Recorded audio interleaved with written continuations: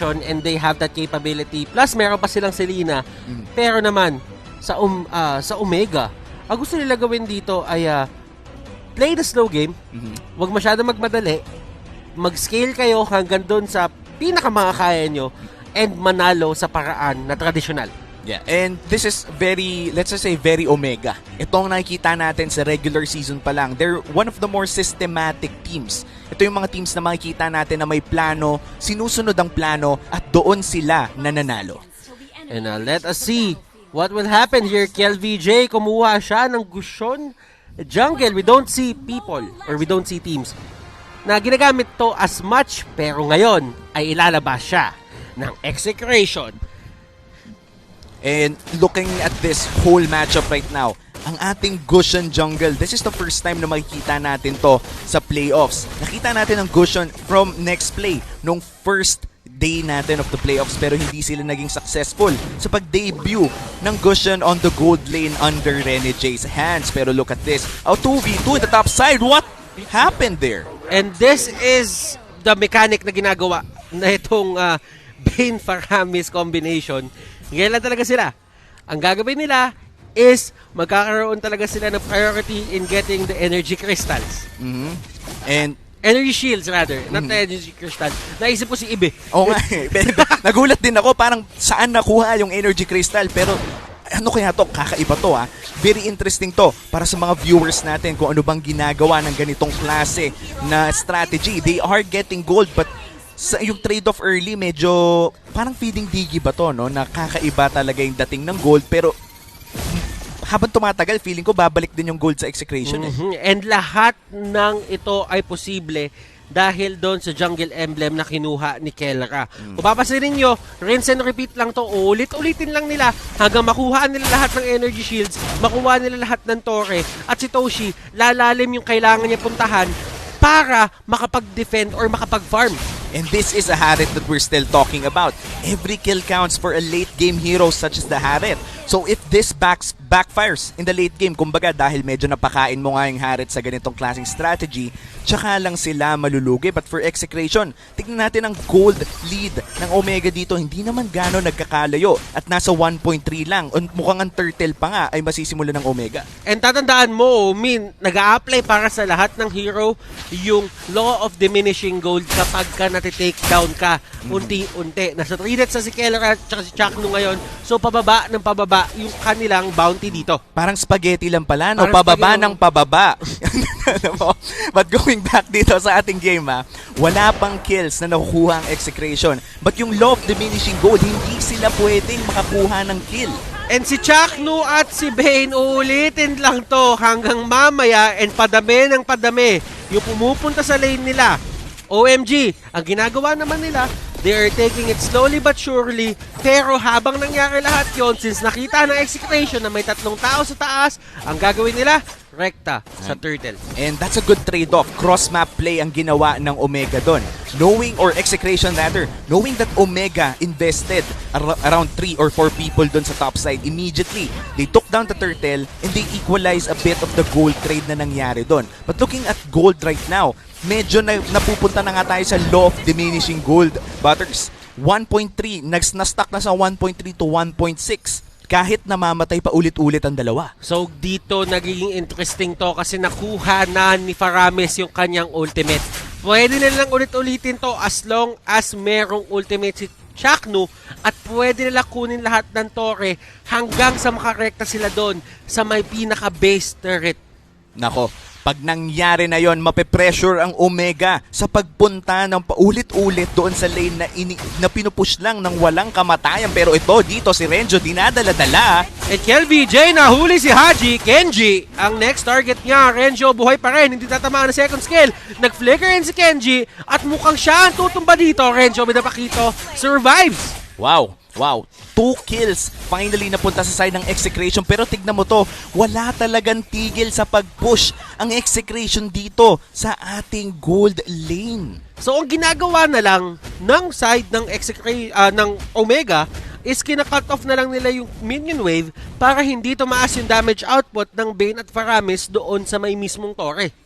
And it's na nakikita natin ngayon, talagang palalim na ng palalim ang pinupush ng Execration dito. Kadalasan nakikita natin ang mga creative na strategy nang gagaling sa Omega, pero Execration, dumating sila dito ng napaka-prepared at malefic roar na nga dito si Keldra. At Ibig sabihin yan, mas masakit pa sa Torre. At bakit nga ba si Lina yung isang kinuha nila? Kasi pwede kang mag-teleport doon sa Abyssal Trap. Ang gagawin nila, mag-setup sila na malapit doon sa Torre, at kapag na-setup na nila, doon sila gagamit ng arrival. At gamit ng arrival na yon, paulit-ulit lang nilang ipupush ang gold lane. Ngayon, nandun na sila sa inhibitor turret. 5 minutes. This is by far the earliest. Kumbaga, yung pinakamaagang inhibitor turret if ever nakaabot agad sila doon. So okay, nakuwento na natin lahat. Tama na yung tono na para tayo nagkikwento sa mga baby. Ngayon, Omi, lalaban na tayo ulit. Balagbagan na! Tayo, balagbagan na. Gusyo, nakuha yung turtle hit with the circling eagle. Grabe yung nilipad! Haji Z will take down Kel BJ. At eto na ang laban. Chaknu at Kelra napalaban na rin. At ito, yung downside nito. Omi. Yun nga yung downside nito dahil bumababa ang kapasidad ng Execration lumaban sa isang 5v5 team fight. Bukod pa doon ang Execration, kung nandito sila sa ganitong sitwasyon, hindi pwedeng makakuha ng kill si Kelra o si Chakno dahil magre-reset ang kanilang gold value. Now, ano ang next step para sa side ng Execration o Omi? Kasi yung Omega, wala na silang torre dito sa may taas eh. Ngayon, for Execration, feeling ko ang kanilang next step ay ituloy na din lang kung ano yung strategy nila. Again, go back to that gold lane, nag-a-arrival na. Paulit-ulit lang, gawin na lang na mission successful dito dahil sinimulan na nila ang ganitong strategy para kunin ng maaga ang inhibitor turret. And yung ultimate nandun pa rin talaga, Omi. Walang Hindi katapusan. nila mapigilan, walang katapusan. Dumadami lang yung procs ng pag-revive dahil doon sa damage output na ginagawa ni Omega, at unti-unting nababasag yung base ng side ng Omega. And this is very reminiscent of strategies that heavily go for, let's just say, pushing. Pero Kiel BJ dito, ang dami niyang sinalo in Omega Esports. I feel like ang sagot nila dito sa ganitong strategy o cheese strategy na ginagawa ng Execration ay just take fights when they see them. Haji Z, nakuha nila yung unang torre nila para dito sa game. This is a great move para sa side ng Omega, para kahit paano ay makakuha naman sila ng onting breathing room. Pero sabi ng Execration, walang breathing room. Anong breathing room? Walang hihinga. May breathing room na. Nasira na yung inhibitor turret kaya lilipat naman siguro sila sa ibang lane. Pero hindi. Gusto nila tapusin ang game, Tong. And automatic yan. Kapag nahawakan nila yan ng 2 o 3 beses pa, tutumba na yan. And ito ata yung pinakamakesong lineup na nakita natin sa buong stay ng MPL dito sa Pilipinas. Mas makeso pa sa lahat ng mga strategy na nakita natin throughout the regular season. 7 minutes, Butters. May rason na kung bakit kailangan manatili ng base ng Omega. At pinag-uusapan lang namin to sa backstage. Pinag-uusapan lang namin kung lalabas ba to, and lumabas na nga si Heath nandito sa area. Pero kasi ang pinaka-problema, turn na din dito si Haji kung ano nga bang gagawin niya. Nako, and they're going for it. Sinusugod na lang talaga nila ang base pero medyo kulang ata sa minions at damage. Nako, nakakuha ng kill. Okay lang yan kasi ang pinaka primary na gagawin lang naman talaga nila, basagin lang yung base turret, tapusin lang yung laro. Kalahati na yung buhay ng side ng torre dito ng Omega. Pero habang nangyayari yung lahat, si Renzo staying strong dito sa may bot, trabaho lang. And kung papansinin mo, napakalakas ng mid lane potential at side lane potential nung bottom lane potential netong ginawang draft ng Execration para hindi sila magkaroon ng problema. Napaka-mega mind ng strategy na ginawa ng Execration dito pero mukhang magkakaroon ng labanan. Circling Eagle, pasok na dito. And that is going to be Kelra taking down yung torre. Wala sila i-take down at tatanggapin lang nila buong buo yung pagkamatay na yon, at alam nila ay nagawa na nila yung trabaho nila. Kel BJ kumukuha ng kill and slaughtering Blades. Binato niya na lang para kahit papano makapag-deal ng damage or makakuha ng kill. Pero that won't be enough para pigilan yung tempo na ginagawa ng Execration ngayon. Grabe yung tempo na nilalabas ng Execration dito. Tignan mo rin ang item ng Bane dito. Malefic Roar with attack speed boots, tsaka 2 espada na rin. Ibig sabihin nito, Legion Sword, napakasakit ng damage ng Execration, especially sa mga turrets. At ngayon, iisahin na naman nila ang XP lane naman. At eto, Keys to victory unlock, communicate well, nagko-communicate sila ng tama, and Chakno hindi inabot ang pagkamatay ni Kelra, kaya hindi siya mag-revive at that point in time. Pero sila Etomax ay gumagawa lang ng paraan. Kailangan ba nila ituloy ito hanggang dulo? Feeling ko kailangan na talaga nila ituloy ito dahil nasimulan na nila ang trabaho. Hindi na rin sila makakatalikod pa sa full out na labanan. And I feel like this is the make or break para sa Omega Esports. Up na ang Lord. Kung sakaling makuha nila ang Lord, magkakaroon sila ng mga minions na dagdag na mas masasakit, mas malalaki, at mas malalabanan nila ang push power o ang kapangyarihan ng execration para lang mag-push ng paulit-ulit. At ito na nga, simulan na ng Omega ang Lord. And yung Lord na to ay importante para sa side ng Omega. Pero ang problema naman dito is automatic, meron 3 o 2 tao na mawawala sa inyo at yung execration, pipilit na nakukunin to. Nandun na naman sila sa taas at nakuha na execration yung Lord. Nako. At tadaan yan sa may taas. Pero habang nangyayari lahat yon, si Paramis makakuha ng kill.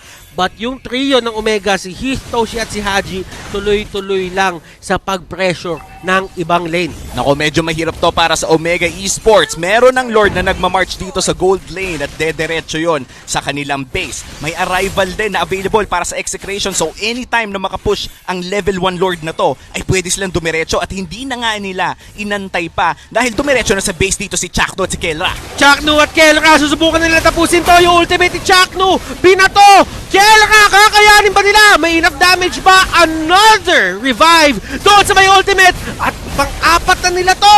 Kelra, kakayanin ba? Hindi kakayanin. Hindi tama yung damage output para i-end na to ngayon. Hindi pa swak pero hindi ibig sabihin nun konting kalabit na lang matatapos na tong laro na to. Hindi na pwedeng hayaan ng Omega na makapasok pa ang execration sa base ng Omega dahil the moment na makapag-arrival muli, the moment na may kasamang minions, 2 kalabit na lang at tapos na ang game 1. At eto na naman silang dalawa, ang dynamic duo, Chakno at Kelra. Oh my goodness, sila lang yung talagang nagbibigay ng buhay nila dito para ipapanalo ang side ng execration. And execration, napapanindigan nila tong strategy na to na ginagawa nila na well. And look at this, yung mga items nila, may Blade of Despair, may Malefic Roar, meron siyang may blades dito para for the extra, alam mo yon, for the extra damage output. Tapos, ang ginawa naman dito ni Paramis, ni Chakno, kumuha siya ng Enchanted Talisman para kahit pa paano bumilis-bilis yung cooldown ng spells niya. Eto, Max. Oh no, Renzo, medyo delikado siya dito. Hindi niya kaya ang 2v1 pero susubit na siya sa base first. Ito na ata yun. At eto ang pagtakbo. Tignan natin kung kakayanin. Na-stun nila at lahat. Kelra still alive. At isa na lang. Kakayanin Isang to! Chakno! Hindi pa rin kaya! Oh my God! Ah! Grabe! Anong nangyayari sa MPL? Hindi ko alam kung ano nangyayari sa MPL pero nagsisigawan na lahat ng mga tao dito. 5 segundo para dito kay Kelra. May oras para tapusin ng Omega to pero kung hindi nila matapos, 1 kalapit na lang talaga. At They're delaying it. nag-arrival, nag-delay, pero kakayanin na, nagmamarch na yung Omega dito, and here is the fight for their lives, and game number 1, kanino mapupunta? Wala pa! Hindi pa rin talaga kaya! At Chakno, meron siyang ultimate na ibabato, at yun yung magiging hudyat at senyales sa Omega na mag-back na lang. Ito na ata ang pinaka-exciting na laro ngayon sa match na to at hindi pa nga tayo nakakaabot sa Game 2, 3, 4 at a possible Game 5 execration, bringing out a strategy na hindi pa nakikita dito sa playoffs. Kinakatakutan na siguro to ng Omega dahil palapit na ng palapit ang arrival timers. KLBJ, pumasok sa may pinakalikod para huliin si Hajizi. Paana hindi tatama, Toshi and the others. Chakno! Nagkakaya ba si Chakno dito pero masyado ata maaga kasi wala namang minion yung side ng Omega. And look at this. Napabak na naman nila pero si Kelra! Nandun sa may taas! Nandun sa may taas! Si Kelra! Oh my club! Tinapos ng execration game 1 goes to the boys in blue. And this winning moment is brought to you by Oppo A94. How do you live your life at full speed? Tinatapos ko po yung game